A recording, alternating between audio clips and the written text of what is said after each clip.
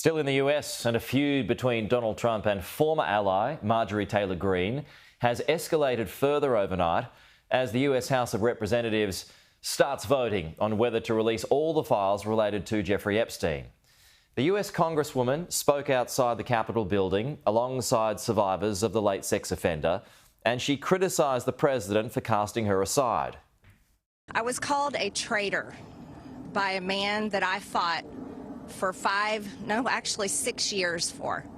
And I gave him my loyalty for free. I won my first election without his endorsement, beating 8 men in a primary. And I've never owed him anything, but I fought for him for the policies and for America first. And he called me a traitor for standing with these women. Survivors who suffered at the hands of Jeffrey Epstein have also attacked President Trump and are calling on the House to vote in favour of releasing all files. I am traumatized. I am not stupid. You have put us through so much stress, the lockdowns, the halt of these procedures that were supposed to have happened 50 days ago, and then get upset when your own party goes against you because what is being done is wrong. It's not right. For the president, he was asked about Epstein this morning when he again snapped at that reporter from America's ABC network.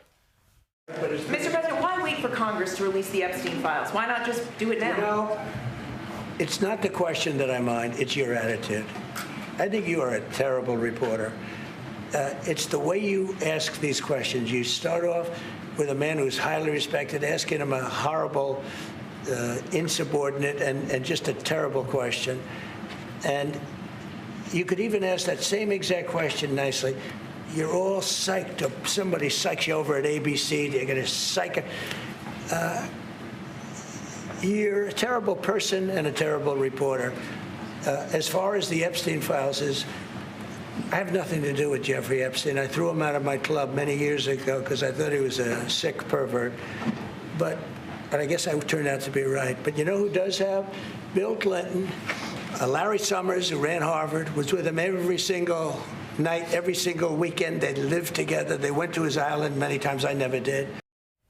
As for the vote, as we've been reporting, it's happening now, and you can see there from Republicans and Democrats, and remembering this is in the House, this is the first step, the yays are way in front of the nays. So you got 213 Republicans, 206 Democrats voting in favour of all Epstein documents to be released, and then you got one against it. That is enough for it to pass to the next stage. So that'll go through the House, and then it moves on to the Senate for a vote. There's no date that's been set up to that. Once it passes the Senate, if it were to do so, and it's likely that it would, then it would go off to the president for his signature on things. So I think we can call that some breaking news, that that vote has passed the House, and the next stage is to move off to the Senate.